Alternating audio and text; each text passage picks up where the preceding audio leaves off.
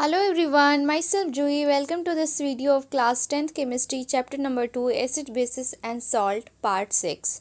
So in this video we will discuss about what is basis, what are its physical properties and what are its chemical properties. Okay, so first of all let us understand what do we mean by basis. Basis से आप क्या समझते हो? ठीक है, basis क्या होता है? ओके देखो, जैसे एसिड जो होता है उसका टेस्ट क्या होता है, शॉर होता है, मीन्स कि खट्टा होता है। ठीक है, वैसे ही जो सब्सटेंसेस का टेस्ट बीटर होता है, मीन्स कि कड़वा होता है, तो वैसे सब्सटेंसेस को हम कंसिडर करते हैं वो क्या है, एक बेस है। ठीक है, वो सब्सटेंसेस क्या एक बेस है। Those chemical substances which have a bitter taste is known as bases. वैसा केमिकल सब्सटेंसेस जिसका टेस्ट बीटर होता है, मीन्स कि कड़वा होता है, तो वैसे सब्सटेंसेस को हम क्या कहते हैं, बेस कहते हैं। ठीक है, देखो जैसे फॉर एग्जांपल टूथपेस्ट, जो आप घर पे टूथपेस्ट यूज़ करते हो अपने टीथ को क्लीन करने के लिए, तो वो टूथपेस्ट क्या है, एक बेस है। डिटर्जेंट्स और सोप्स वगैरह जो आप यूज़ करते हो वो भी क्या है, एक बेस है। उसके बाद जो एंटासिड्स वगैरह यूज़ करते हो वो सब भी क्या है, एक बेस है। जैसे ये टूथपेस्ट का यूज़ हम क्यों करते हैं हम दांत को क्लीन करने के लिए? क्योंकि क्या होता है ना कि आप जो फूड लेते हो उसमें से कुछ फूड पार्टिकल्स जो होते हैं वो हमारे दांतों में फंस जाते हैं। तो वो जब वहाँ पे फंस जाते हैं तो जो सलाइवा फॉर्मेशन होता है हमारे माउथ में, वो क्या करता है, उस फूड पार्टिकल से मिक्स होके कंबाइन होके क्या फॉर्म करता है, एक एसिडिक सॉल्यूशन फॉर्म करता है। वो एक एसिडिक सॉल्यूशन फॉर्म करता है। तो क्या करता है वो हमारे दांतों को वो कॉर तो क्या करता है हमारे दांतों में वो एक कॉरिजन फॉर्म कर देता है। ठीक है, हमारे दांतों में एक येलो कलर का लेयर का फॉर्मेशन कर देता है। ठीक है, क्यों? क्योंकि एसिड जो होते हैं उनका नेचर जो होता है वो कॉरेसिव होता है, इस वजह से वो कॉरिजन फॉर्म कर देता है। ओके, तो ये इस चीज़ के इफ़ेक्ट को हटाने के लिए हम क्या करते हैं, एक बेसिक सब्सटेंसेस का यूज़ करते हैं। क्योंकि बेसिक सब्सटेंसेस क्या होते हैं, एसिडिक सब्सटेंसेस के टोटल अपोजिट होते हैं। वो क्या करते हैं, एसिड से रिएक्ट करके एसिड के इफ़ेक्ट को हटा देते हैं। ठीक है, जब एसिड और बेसिस जब एक दूसरे के साथ रिएक्ट करते हैं तो दोनों एक दूसरे के इफ़ेक्ट को हटाते हैं, एक दूसरे को न्यूट्रलाइज कर देते हैं और क्या फॉर्म करते हैं, सॉल्ट एंड वाटर का फॉर्मेशन करते हैं। ठीक है, एक न्यूट्रल सब्सटेंसेस का फॉर्मेशन कर देते हैं। ठीक है, तो हम क्या करते हैं, क्लीन करते हैं टूथपेस्ट से अपने दांतों में। तो टूथपेस्ट क्या करता है, एक बेसिक सब्सटेंसेस है, तो वो जो एसिडिक लेयर का जो फॉर्मेशन हुआ है उसके इफ़ेक्ट को वो कम कर देता है। ठीक है, उसको न्यूट्रलाइज कर देता है। इसीलिए हम कहते हैं ना, जिसके कभी कभी देखा हो किसी किसी के दांत एकदम पीले हो जाते हैं तो क्या कहते हैं उनको कि अच्छे से ब्रश किया करो, अच्छे से ब्रश नहीं करते हो। ठीक है, तो यही रीज़न है कि हम टूथपेस्ट का यूज़ करते हैं। और टूथपेस्ट जो होता है एक बेसिक सॉल्ट है जो कि एक बेस से बना हुआ है। क्लियर हो गया? उसके बाद देखो सोप जो हम यूज़ करते हैं, चाहे कोई भी सोप ले लो, डेटॉल ले लो, लक्स ले लो, कुछ भी ले लो, तो वो सोप क्या होते हैं, एक बेसिक सब्सटेंस होते हैं। ठीक है, हमारे बॉडी में क्या होता है कि जो डर्ट पार्टिकल्स आके बैठ जाते हैं, जो चिपक जाते हैं हमारे स्किन पे, तो उनको क्लीन करने के लिए हम क्या करते हैं, एक बेसिक सब्सटेंसेस का यूज़ करते हैं। अब वो जो डर्ट पार्टिकल्स होते हैं वो एक एसिडिक नेचर के होते हैं, इस वजह से हम एक बेसिक सब्सटेंसेस का यूज़ करते हैं कि उसके इफ़ेक्ट को कम करने के लिए, और वो हमारे बॉडी को क्लीन कर देता है। सेम केस डिटर्जेंट के साथ भी होता है। जो हम क्लोथ्स वगैरह को वॉश करते हैं डिटर्जेंट से, तो डिटर्जेंट क्या करता है, जो क्लोथ्स में ऑयल्स वगैरह, डर्ट्स वगैरह जो चिपके हुए होते हैं, तो वो एक एसिडिक नेचर के होते हैं। तो जो डिटर्जेंट है वो क्या है, एक बेसिक सब्सटेंस है, तो वो उसके इफ़ेक्ट को कम कर देता है, उसको न्यूट्रलाइज कर देता है। इस वजह से वो क्लोथ्स को क्लीन कर देता है।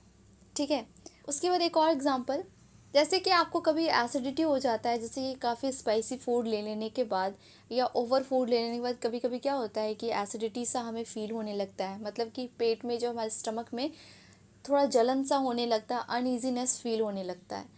तो वो क्यों होता है? क्योंकि जो हमारे बॉडी में एसिड प्रेजेंट है, HCl हाइड्रोक्लोरिक एसिड जो हमारे स्टमक में प्रेजेंट है, वो क्या करता है, वो काफ़ी ज़्यादा हो जाता है। वो उसका जो क्वांटिटी है वो बहुत ज़्यादा हो जाता है। इस वजह से हमारे स्टमक में जलन होने लगता है, हमें अनईजीनेस फील होने लगता है, और जो गैस्ट्रिक जूसेस वगैरह जो रिलीज़ होते हैं ना, उनकी वजह से भी ये चीज़ होता है। तो वो क्या है, एक एसिडिक सब्सटेंस है। तो हम क्या करते हैं उस टाइम, इनो, बेकिंग सोडा या फिर मिल्क ऑफ मैग्नीशिया लेते हैं, जो कि क्या है, एक बेस है। इसको लेते हैं तब क्या होता है, वो क्या करता है, एसिडिक सब्सटेंसेस का जो इफ़ेक्ट होता है उसको कम कर देता है और एसिड को न्यूट्रलाइज कर देता है। दोनों एक दूसरे को न्यूट्रलाइज कर देते हैं और सॉल्ट एंड वाटर का फॉर्मेशन कर देते हैं। ठीक है, उसके बाद फिर हमें रिलीफ फील होने लगता है। तो एसिड का जो इफ़ेक्ट होता है वो कम कर देता है। ठीक है, तो यही रीज़न है। तो ये क्या है, बेस है। ओके, उसके बाद देखो नेक्स्ट टॉपिक, नेक्स्ट है प्रॉपर्टीज़ ऑफ बेसिस।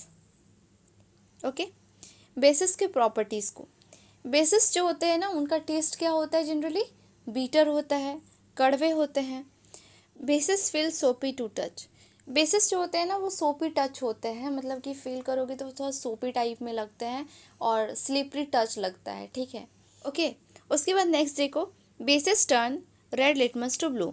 बेसिस क्या करता है, रेड लिटमस को ब्लू में चेंज करता है। इंडिकेटर में मैंने बताया था ना कि बेसिस सब्सटेंसेस जो होते हैं वो रेड लिटमस को ब्लू में चेंज कर देते हैं। ठीक है, उसके बाद next point, basis conduct electricity in solution. Basis क्या करता है, इलेक्ट्रिसिटी कंडक्ट करता है सॉल्यूशन में। बेसिक सॉल्यूशन जो होते हैं वो इलेक्ट्रिसिटी कंडक्ट करते हैं। ओके, क्यों कंडक्ट करते हैं, क्योंकि उसमें से एक आयन का फॉर्मेशन होता है। जिस सॉल्यूशन में आयोनिक कंपाउंड प्रेजेंट है वही सॉल्यूशन इलेक्ट्रिसिटी कंडक्ट करता है। तो यहाँ पे भी कोई आयंस प्रेजेंट होंगे तभी ये ना इलेक्ट्रिसिटी कंडक्ट करता है। ओके, तो वो आयोनिक सब्सटेंस क्या है, वो आयोनिक कंपाउंड है OH माइनस। ठीक है, OH minus ion, due to OH minus ion compound के प्रेजेंट में ही जो बेसिक सॉल्यूशन होते हैं वो इलेक्ट्रिसिटी कंडक्ट करते हैं। ओके, क्लियर हो गया। तो ये थे बेसिस एंड उसके प्रॉपर्टीज़। ओके, उसके बाद नेक्स्ट टॉपिक देखो, नेक्स्ट टॉपिक है अरेनियस बेस। ओके, जैसे अरेनियस ने एसिड का कंसेप्ट दिया था वैसे उन्होंने बेस का भी कंसेप्ट दिया था। क्यों, क्योंकि पुराने ज़माने में क्या होता था कि उस टाइम जब इंडिकेटर का डिस्कवरीज नहीं हुए तो लोग क्या करते थे, सब्सटेंसेस को टेस्ट करके उसके एसिडिक और बेसिक बिहेवियर को कंसिडर करते थे। ठीक है, तो साइंटिस्ट ने सोचा कि अगर ऐसा किया जाएगा तो ये काफ़ी हार्मफुल भी हो सकता है, क्योंकि कुछ बेसिस जो होते हैं, कुछ एसिड्स जो होते हैं वो क्या होते हैं, कॉरेसिव होते हैं।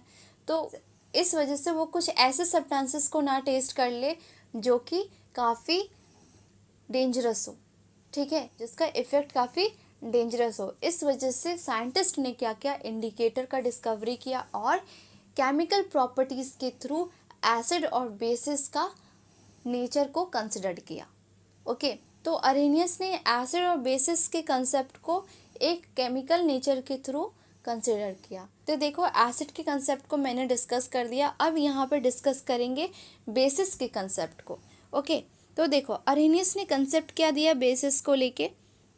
अरेनियस ने बोला कि the substances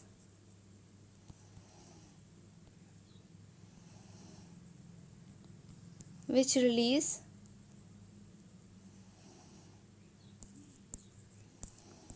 OH minus ion in aqueous medium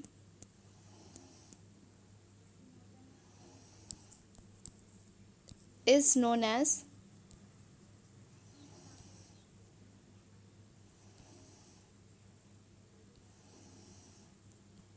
Arrhenius concept of basis। Okay, वैसा सब्सटेंसेस जो कि एक्वस मीडियम में जाने के बाद OH माइनस आयन रिलीज कर दे, तो वैसे सब्सटेंसेस को हम क्या कहेंगे, Arrhenius concept of basis. Okay, Arrhenius base कहेंगे। ठीक है, तो एसिड में हमने क्या पढ़ा था कि सब्सटेंसेस क्या करते थे, जब उनको पानी में डालते थे तो वो क्या करते थे, बबल का फॉर्मेशन करते थे। और कौन से बबल का फॉर्मेशन करते थे, H+ आयन का फॉर्मेशन करते थे। लेकिन बेसिस में क्या होता है यहाँ पे क्या होता है, OH माइनस आयन का फॉर्मेशन होता है। ठीक है, एसिड में H प्लस आयन का हो रहा है और बेसिस में OH माइनस आयन का फॉर्मेशन हो रहा है। ठीक है, तो वैसे सब्सटेंसेस को जब हम पानी में डालते हैं और वो OH माइनस आयन रिलीज कर दे तो वैसे सब्सटेंसेस को हम क्या कहेंगे, वो क्या है, एक बेस है। ठीक है, अब क्वेश्चन ये है कि कौन से सब्सटेंसेस है जो OH माइनस आयन रिलीज करते हैं, और जो OH माइनस आयन जो रिलीज हो रहा है, जो आयन्स रिलीज हो रहा है, वो OH माइनस है कि नहीं। तो इस चीज़ को अब हम एक एग्जाम्पल के थ्रू समझते हैं। ठीक है, देखो जैसे एग्जाम्पल देखो, जैसे कि जितने भी मेटल हाइड्रोक्साइड होते हैं, मेटल ऑक्साइड्स होते हैं, उनको जब हम वाटर में डिज़ोल्व करते हैं, एक्वस मीडियम में ले जाते हैं, तो खुद को वो एक मेटल आयन और एक हाइड्रोक्साइड आयन में डिसोशिएट कर लेते हैं। ठीक है, एक मेटल आयन और एक हाइड्रोक्साइड आयन में डिसोशिएट कर लेते हैं। जैसे कि metal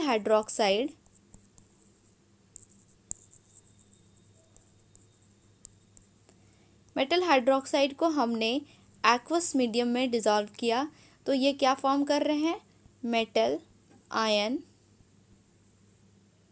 plus hydroxide ion. Okay, ये खुद को मेटल आयन और हाइड्रोक्साइड आयन में डिसोशिएट कर लेते हैं। ठीक है, इस चीज़ को एक एग्जांपल से समझते हैं। एग्जांपल देखो, उसके बाद यहाँ पे देखो, तो इस चीज़ को एक एग्जांपल से समझते हैं। जैसे कि एक मेटल हाइड्रोक्साइड ले लेते हैं NaOH। NaOH क्या है, सोडियम हाइड्रोक्साइड, जो कि एक बेस है। ठीक है, एक अल्कली बेस है। ओके, ये जो सोडियम है, सोडियम का एटॉमिक नंबर कितना होता है, 11 होता है। तो इसका इलेक्ट्रॉनिक कन्फिग्रेशन क्या बनेगा, 281। ओके, ये इसका इलेक्ट्रॉनिक कन्फिग्रेशन है। तो सोडियम का जो आउटर मोस्ट सेल है वो क्या है, 1 है, 1 इलेक्ट्रॉन है। तो ये अनस्टेबल है। ठीक है, तो मेटल्स जो होते हैं ना, वो क्या करते हैं, इलेक्ट्रॉन लूज करते हैं। क्यों इलेक्ट्रॉन लूज करते हैं, क्योंकि खुद को स्टेबल बनाने के लिए मेटल्स जो होते हैं वो इलेक्ट्रॉन लूज करते हैं, वो ऑक्टेट रूल को फॉलो करते हैं।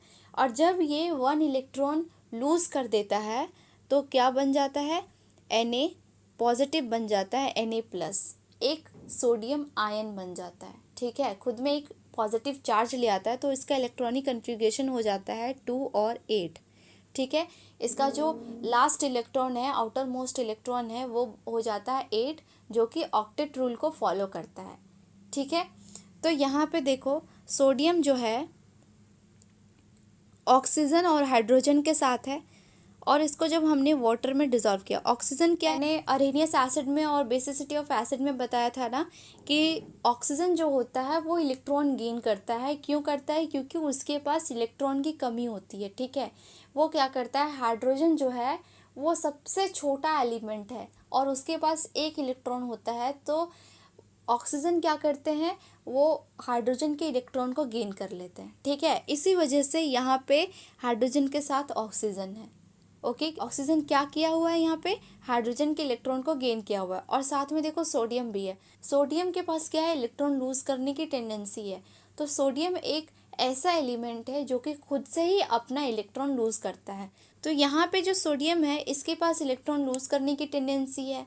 तो सोडियम जो है हाइड्रोजन से ज़्यादा रिएक्टिव है, तो वो क्या करता है, ऑक्सीजन को कहता है कि हाइड्रोजन को रिप्लेस करो और मेरे इलेक्ट्रॉन को गेन कर लो।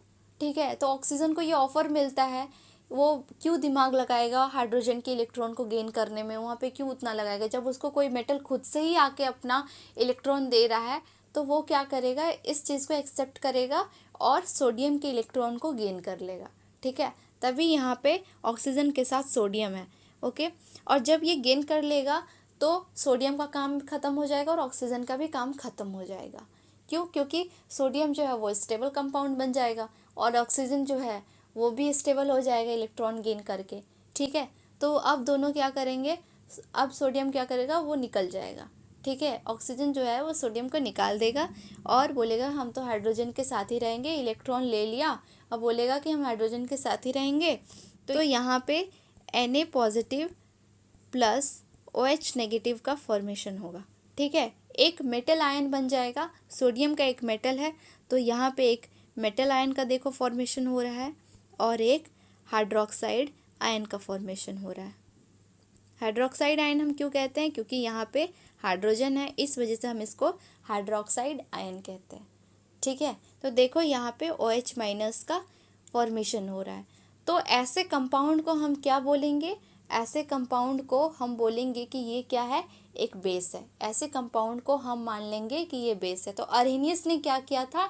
ऐसे कंपाउंड को उन्होंने बेस मान लिया था। ठीक है, उन्होंने ऐसे कंपाउंड को बेसिस बताया। ओके, ये कंसेप्ट क्लियर हो गया। एक और एग्जांपल मैं आपको दिखाती हूँ। एक और एग्जांपल ले लो, जैसे KOH, ये क्या है? पोटाशियम हाइड्रोक्साइड है। ठीक है, इसको जब हम वाटर में डिज़ोल्व करते हैं एक्वस मीडियम में, तो ये क्या फॉर्म कर रहा है? K plus OH minus. ठीक है, ये चीज़ कहाँ हो रहा है? पानी के अंदर ही हो रहा है। ठीक है, OH माइनस जो रिलीज़ हो रहा है वो पानी के अंदर ही हो रहा है। ऑक्सीजन जो है, ये इलेक्ट्रॉन जो गेन कर रहा है ना, वो पानी के अंदर कर रहा है। ठीक है, बाहर में नहीं हो रहा है। ओके, तो देखो यहाँ पे पोटाशियम प्लस जो है ये क्या है? एक मेटल आयन है और ये एक हाइड्रोक्साइड आयन है। Okay, from the above discussion we conclude that a common property of all the bases is that they all produce hydroxide ion when they dissolve in water. ठीक है, तो example देखो, जैसे कि NaOH, KOH, MgOH2, CaOH2 and NH4OH, ये सब क्या है? सारे बेसिस है। और जब हम इनको वाटर में डिज़ोल्व करते हैं तो ये क्या करते हैं? हाइड्रोक्साइड आयन का फॉर्मेशन करते हैं। ठीक है, ओके, ये चीज़ क्लियर हो गया। तो अब नेक्स्ट टॉपिक देखो। नेक्स्ट टॉपिक है acidity of base. Okay, acid वाले में हमने बेसिसिटी ऑफ एसिड पढ़ा था और यहाँ पे हम देखेंगे acidity of base. Okay, base का एसिडिटी। ठीक है, तो अब देखो एसिडिटी ऑफ बेस क्या होता है। ओके, कि किसी भी बेस में कितने हाइड्रोक्सिल आयन जो है वो रिप्लेसेबल है और कितने हाइड्रोक्सिल आयन जो है जब हम उनको वाटर में डिज़ोल्व करेंगे, एक्वस मीडियम में डिज़ोल्व करेंगे, तो कितने रिलीज होंगे। ठीक है, ये है एसिडिटी ऑफ बेस। ठीक है, ये क्या है? Acidity of base. ठीक है, यहाँ पे देख, the number of replaceable hydroxyl group present in a base which it can release when dissolve in water और in aqueous solution as ion. Okay, तो देखो H plus OH minus.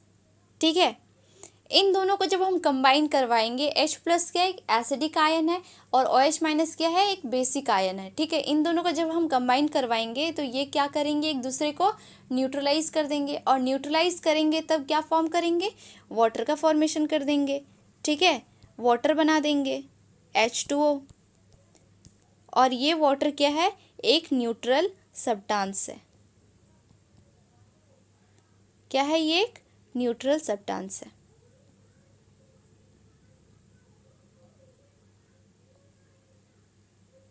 Clear हो गया? अब देखो, अब हमें कैसे पता चलेगा कितने OH माइनस रिलीज हुए? तो अब हम इसका एसिडिटी देखेंगे। देखो देखो, जैसे फर्स्ट एग्जांपल NaOH, ये क्या है? सोडियम हाइड्रोक्साइड है। इसको जब हम एक्वस मीडियम में ले जाते हैं तो ये क्या फॉर्म करता है? Na plus OH minus. ठीक है, यहाँ पे देखो कितने OH माइनस रिलीज हो रहे हैं? ओनली वन, एक ही OH माइनस रिलीज हो रहा है ना। तो इसको हम क्या कहेंगे? Mono acidic base. इसको हम मोनो एसिडिक बेस कहेंगे। ठीक है, उसके बाद एक और एग्जांपल देखो।